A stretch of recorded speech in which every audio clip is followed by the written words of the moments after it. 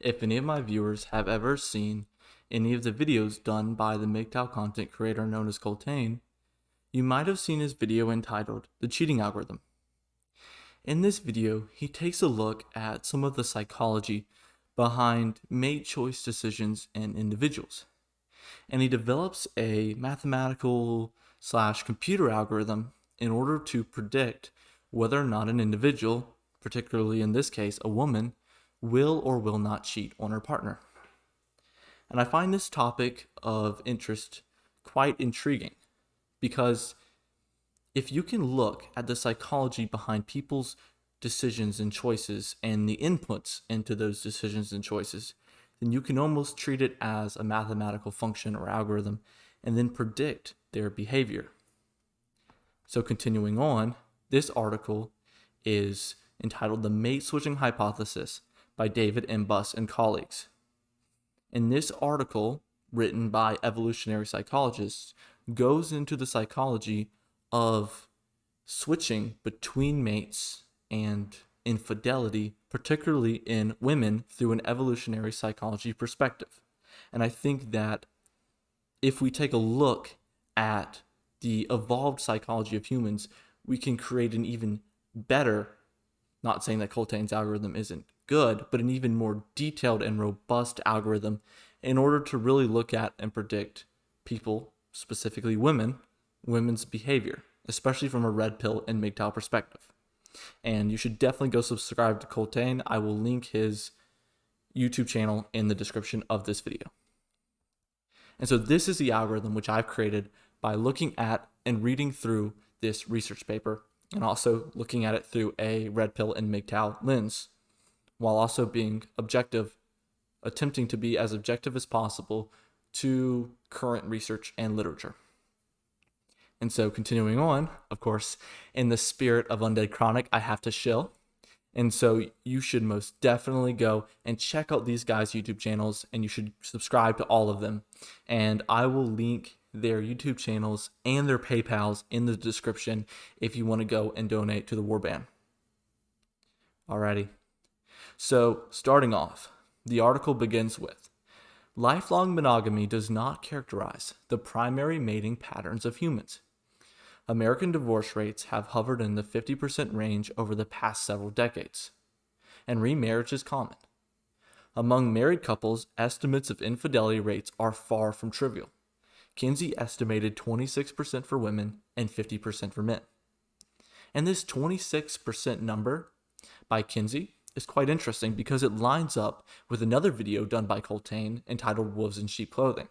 Now, although the topic and purpose of this video by Colttaine is quite different from the data that he presents, the calculations that he does involving rates of non-paternity and the failure rates of different contraception really illustrates that even somebody who isn't necessarily a researcher can still come up with a very accurate value. Of course, being in the 20 to 30% range is what Colttaine found, which lines up very, very close to Kinsey's estimate. And so continuing on, the mate switching hypothesis written by Buss et al. Is very intriguing for many different reasons, as we will get into. So continuing, humans have adaptations to 1. Monitor their current mating relationships for benefits received and anticipated, and costs incurred and anticipated. Secondly, evaluate alternative potential mates while already mated. Third, circumvent a partner's mate guarding tactics. Now, those tactics would be like, saying, if you leave me, I'll kill myself, or this and that, you shouldn't leave me. Or it could be something as simple as you shouldn't hang out with him or you shouldn't hang out with her. Those mate guarding tactics can vary from being more minimal to very, very extreme. And fourthly, engage in extra-pair infidelity from flirting to serious affairs as a tactic for assessing and courting alternative desirable and interested partners. Fifth, deploy exit strategies for breaking up a current partner in ways that minimize costs. 6, and switch to a new partner when cost/benefit calculations render circumstances propitious for switching. So continuing on, although the mate switching hypothesis applies to both sexes, in this paper we will focus primarily on women's mate switching adaptations. And it continues with, ancestral males could directly increase their reproductive success by obtaining sexual access to fertile women in addition to a primary partner. And this sentence here is basically the author's way of stating that this article is focusing on women's more nuanced mate switching adaptations, because men are pretty simple in the fact that by having more partners, we can directly increase our reproductive fitness. And so continuing on to the first block in my algorithm, which states, is the man's mate value lower than the woman's mate value? And the article states, a man's mate value depends on more than just his physical condition. A woman's mate could lose status within the group, be a bad father, fail as a hunter, begin to abuse her or her children, initiate affairs, or prove to be infertile. Under any of these circumstances, a woman's partner may provide more costs and fewer benefits.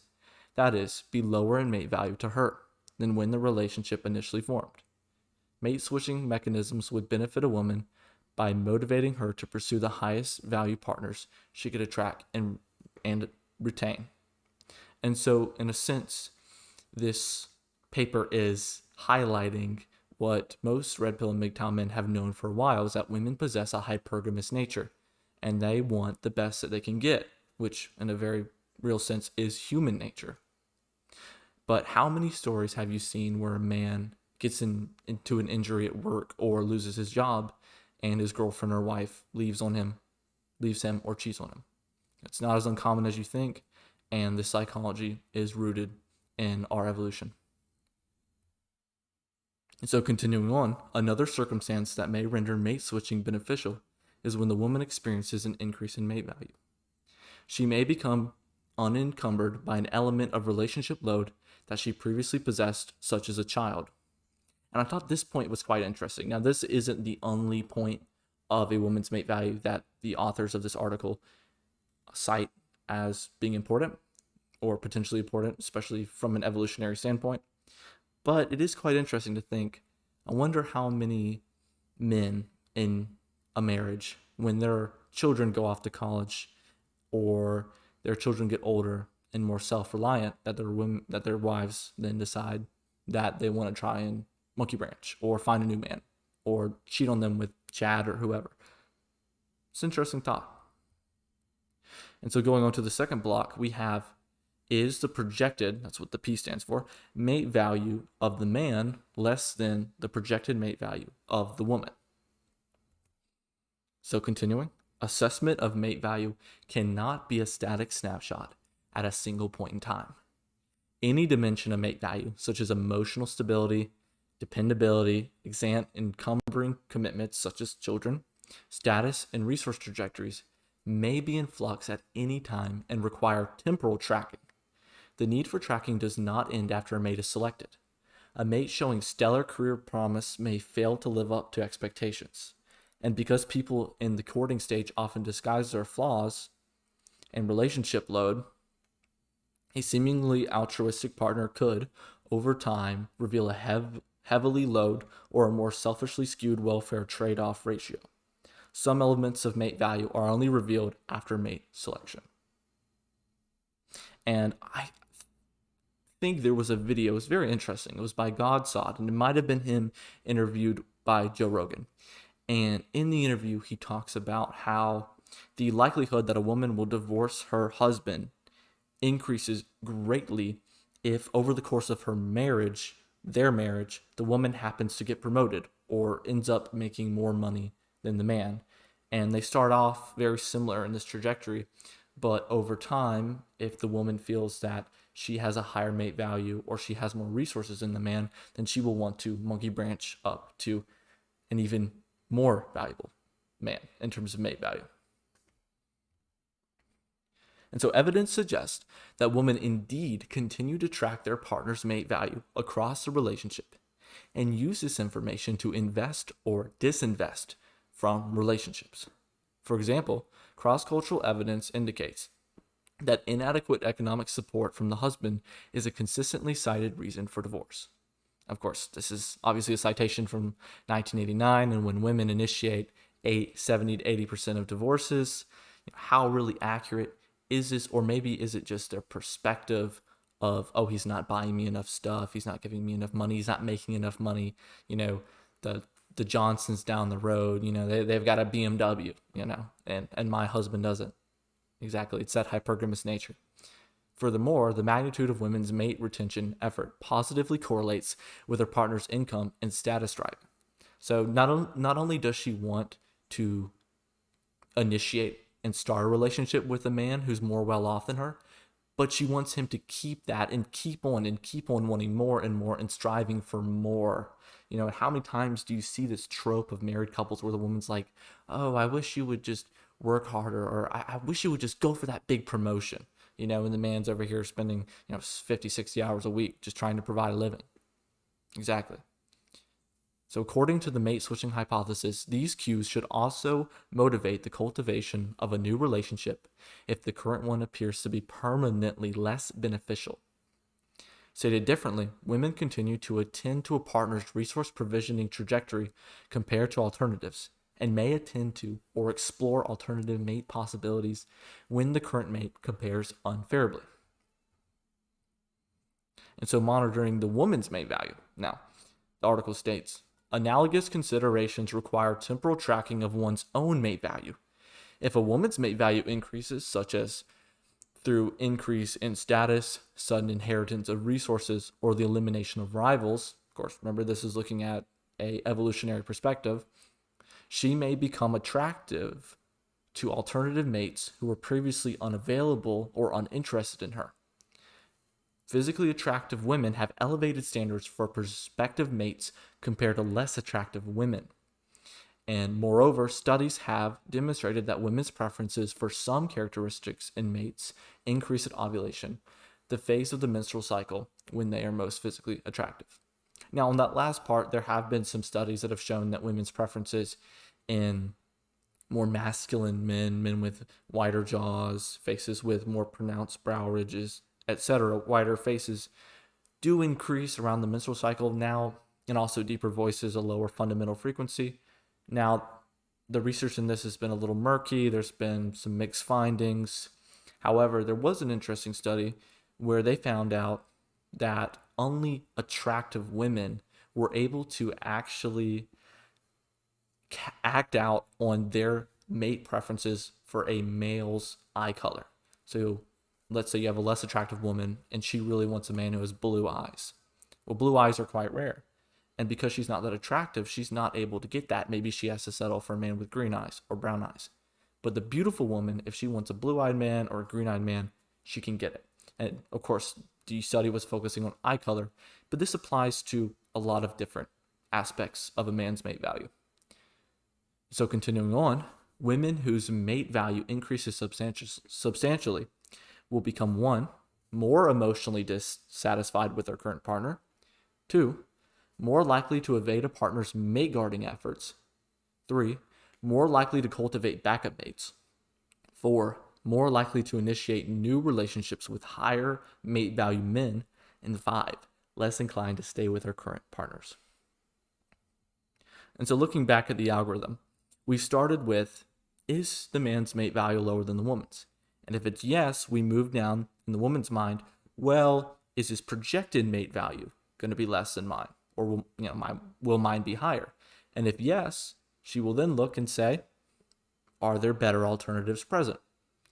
And so looking at that through the article, the authors write, according to the mate switching hypothesis, adaptations for monitoring potential alternatives to one's current mate should remain activated post-mate selection, even among those in happy relationships.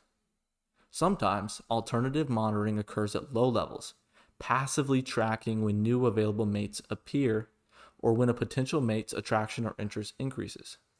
Sometimes it gets activated at high levels, as when adaptive problems come online that urgently warrant a mate switch. And there are at least 3 components of potential alternatives that should be tracked. The first is interest. Does the alternative show attention, attraction, or desire for the already mated woman? Signals of interest include prolonged eye contact, selective smiles, sideways glances, a suite of other flirtatious behaviors. And so if you're a man, or let's say you have a wife or a girlfriend, and you take her out to a restaurant or a bar, and you see these things going on, that's definitely a red flag that she may perceive her mate value to be higher than yours, and she may be looking for another man. So it continues with, does the elevated attention signal interest in a committed relationship or an uncommitted sexual desire? Accurately assessing relationship interests is crucial to ensuring a woman does not leave an investing mate for the one who is unwilling to commit. So basically the women, they have to decide, okay, is Chad over here, is he just wanting to pump and dump me? And if I leave Billy Beta for Chad, then, Chad's not going to stick around and I won't have anybody. That's the evolutionary issue. That's the problem, right? It's a mathematical problem. And so the second is value and value trajectory. How does the desirability of the alternative compare to the current mate? Is the alternative sufficiently incrementally better than the current partner in mate value to offset the cost of a switch? And the third is eligibility. Is the interested alternative actually free of encumbering commitments, such as an existing spouse or crushing obligations to offspring? And so looking at the algorithm again, if there are better alternatives present, so yes, then that leads into this main function called relationship dissatisfaction. And it has a primary output, which is the question of, are the costs of leaving less than the benefits of leaving? And another secondary output, which is active cultivation of backup mates and monitoring of alternatives. And we will get into that in a minute. But focusing on relationship satisfaction, the author's right. Relationship satisfaction is hypothesized to be an internal regulatory variable that functions to calibrate relationship behaviors in response to the fitness costs and benefits of the relationship. Individuals show decreased relationship satisfaction when they perceive they are in higher mate value than their romantic partner, but only if there exist highly desirable alternatives in the mating pool. And so looking back, that is why I have relationship dissatisfaction below better alternatives present and the mate value comparisons. And so looking at the primary output of relationship dissatisfaction, we have the question that would be running through the woman's mind. Are the benefits of leaving greater than the cost of leaving? Or, as I've written it, are the costs of leaving less than the benefits of leaving? And this is very important because the cost of mate switching, whether it's for a ancient woman living in a tribe or a village, or your modern day chick who's at a bar, she's got a boyfriend at home, but, he's not 6 foot tall, but maybe he makes good money, what are the costs of switching? And so it goes with the costs of mate switching start with potential damage to reputational components of her mate value. Now, this is a very interesting point. Of course, the article, which I recommend you check out, goes into more different details of some of the potential costs, which I also have listed in my algorithm itself. But I thought this one was interesting because it applies to very traditional relationships outside of more Western culture. And so among the, I'm going to try to pronounce this, the Kipsigis of Kenya, for example, divorced women command a lower bride price. In cultures that tie family honor to the sexuality and mating of their female members, mate switching can levy costs on an entire kin network. If an infidelity preceded the breakup, she may be branded as a cheater, potentially decreasing her attractiveness as a mate. And so, if you look at Undead Chronic's videos where he talks about no hymen, no diamond, this is very important in a very traditional aspect, because if a woman has already been mated, but now she's divorced, the man has this question: what happened? Why did they get divorced? What did she do? What happened with the man? What did the man do? Is she damaged? Is there all this baggage? Does she have past children? Did she cheat on her past man? There's all these questions that are hard to answer. And so therefore they decrease her own mate value and bride price. And so looking at some of the outputs. So if she answers yes to the cost of leaving being less than the benefits of leaving, if you look at the blue box, the costs include stepfather abuse towards her children, which is very high. One of the greatest predictors of child abuse is having a step-parent. Secondly, lower bride price after divorce in more traditional societies. Loss of support from ex or family. That could be emotional, financial, social support. And damage to reputation, revenge porn, being branded as a cheater, as a horrible mate, etc. And so if we look at the outputs of the mate switching hypothesis. So if, in fact, it is beneficial for her to switch, then some of the things she will partake in would include affairs, emotional disengagement, breakup, remating, and reputational damage control. And so continuing on with the article, the backup mate hypothesis contends that even people experiencing high relationship satisfaction would have benefited from cultivating potential replacement mates. A regular mate may cheat, defect, die, or decline in mate value. Ancestral women lacking a backup mate would have suffered a lapse in protection, mate investment, and resources for her children, much like people who transition between jobs in the modern environment sometimes suffer a lapse in insurance coverage. And isn't this funny that we're comparing relationships that are supposed to be sanctimonious, especially marriages that are supposed to be sanctimonious and holy? We're comparing them to jobs. It's this whole idea of male disposability, and that, does she really love you, or does she just view you as a utility? That's an important question to ask yourself as a man. Does she really love you? Does she really care about you? Or are you just, somebody who can give her a free ride? Maybe, maybe not.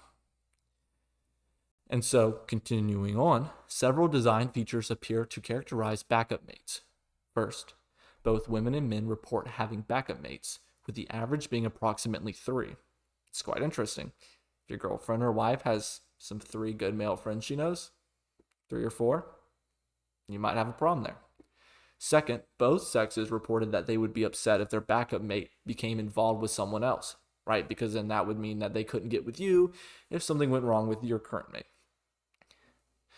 And what's very interesting is the authors continue with writing that women, more than men, reported that they would be extremely upset if their backup entered a long-term romantic relationship with someone else or fell in love with someone else. Women, more than men, reported that they would actively try to prevent their number one backup from marrying someone else. It's quite interesting. If you're with a woman and, maybe she's got a long time guy friend, which, should you really be putting yourself in that situation in the first place as a man? Not sure. But if she does, and he's getting married, and you see her trying to, break up that, that may mean that, he's her backup. And so continuing on, research on opposite sex friendships further supports the backup mate hypothesis. Women, but not men, prioritize economic resources and physical prowess and their opposite sex friends, a discrepancy that mirrors sex differences in mate preferences. Now, I just had to laugh there because, these authors, academics, obviously, people who've studied evolutionary psychology, biology, are literally writing that women want Chad as their friend. They want a man, they want that 666 devil Chad, as Undead Chronic would say. They want the man who's tall, who's muscular, 6-pack, 6 inches, and also makes a lot of money, because if something happens with her current mate, maybe Billy Beta loses his job. Hey, I just met Chad, quite interesting. And so moving on, first, affairs serve as a form of mate insurance. Keeping a backup mate in tow should a switch become warranted at some point in the future. Second, they allow opportunities for close-up assessment of an alternative mate. Information that would be difficult or impossible to gauge from a distance. Affairs allow more accurate assays of 3 key qualities of the potential mate value, interest, and availability. Yeah, so, it's hard to get a really close-up assessment of Chad if you're just friends. She wants a close-up assessment, if you know what I mean. And so, moving on, in addition to providing information about alternative mates, affairs provide feedback to a woman about her own current mate value. By assessing who returns her flirtations, who responds to her sexual overtures, and who is willing to invest in her, she has a better sense of the quality mate she is able to attract. And yeah, isn't this quite interesting? If a man and his girlfriend, and she's flirting with other men, or maybe behind his back, it's would definitely provide feedback, but it could also be confusing because just because a man is giving you sexual interest does not mean that he's willing to commit to you. And leaving a good man for somebody who's not going to commit to you, as the authors have written and as the algorithm shows, it's not a good idea.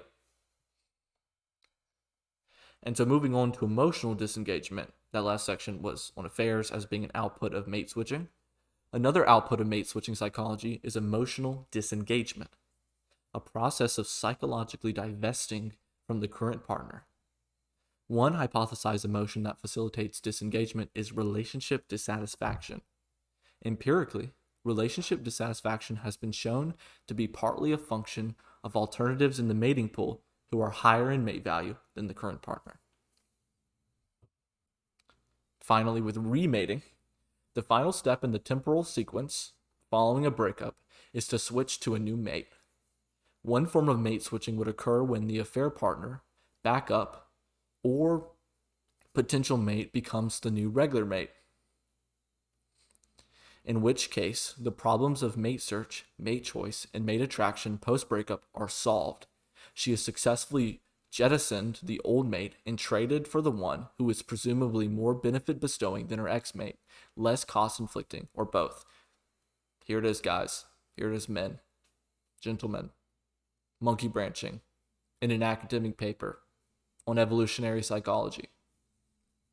And I want to go back to that video, Wolves in Sheep's Clothing by Colttaine, which I referenced earlier with the cheating data. I would definitely recommend you watch that video too.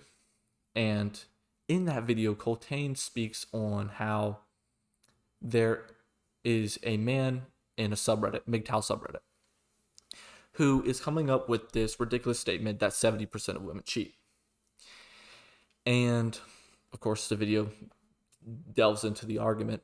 But basically, Colttaine's position is that it is better to use data and scientific research in order to support our positions as MGTOW and as Red Pill men, as members of the war band, rather than relying on some crazy, anecdotal evidence.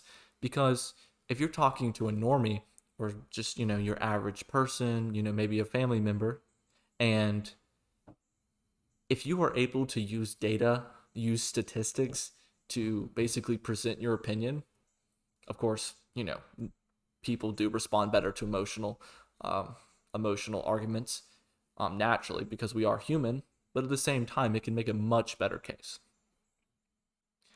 And so continuing on, if a woman breaks up without immediately transitioning to a new mate, she must enter the mating market anew and begin the process of mate competition, mate attraction, and mate choice. In this case, with baggage carried over from the past relationship may interfere with remating. And I know Hammerhand, the MGTOW monk, has quite a few videos talking about baggage or luggage that women carry over. And so looking back at some of the side branches of this algorithm, we have, if looking at the man's mate value, current mate value, or his predicted mate value, or whether or not there are better alternatives present, if she answers no to those questions of whether or not her mate value is higher, projected, current, whether or not there's better alternatives, then she will be passively cultivating backup mates and monitoring alternative mates. It won't be active. It'll be passive, more of like a background task. However, if those questions are answered yes, and that leads into the relationship dissatisfaction function, we will reach secondary output, which is active cultivation of backup mates and monitoring of alternatives. So while she's asking, while she's asking herself questions about cost benefit analysis of staying with her man, she's also actively cultivating backup mates and monitoring alternatives. And when looking at that cost and benefit analysis, if she says no to it being beneficial to leave, she has another decision. Does her loyalty to her man outweigh her desire? Or is her desire greater than her loyalty?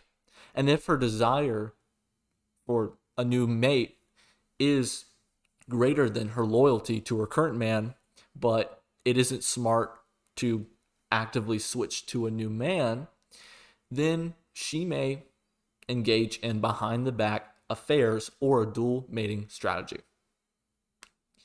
And of course, if her loyalty is high, then she will stay loyal, which is, as any man knows, is a partner they want. And affairs, of course, as we have covered, vary in their type, length, and their purpose. And another interesting point that I want to cover that the article goes into, once again, you should definitely read it, is that, and something I've seen around the manosphere too, is non-paternity rates. Now, I will cover this more in depth in another video. This article goes into how the non-paternity rate is about 1 to 3%. So it's not the 30 to 33% of cuckoldry numbers that you may see flying around. And this is because, the dual mating strategy, the alpha fucks, beta bucks, that is still definitely does those aspects of characteristics of that mating strategy definitely do play a lot into relationships. At the end of the day, actual cuckoldry, actually having a kid by another man and then concealing it and then having another man raise that, those rates are much smaller. This model of cheating is much, much more common. So thank you guys for listening. I'm Lizzie the Lizard. And if you like my content, you want to see more of it, please subscribe, leave a comment, drop a like, and don't forget to subscribe to the rest of the Warband. All right, gentlemen, have a great day.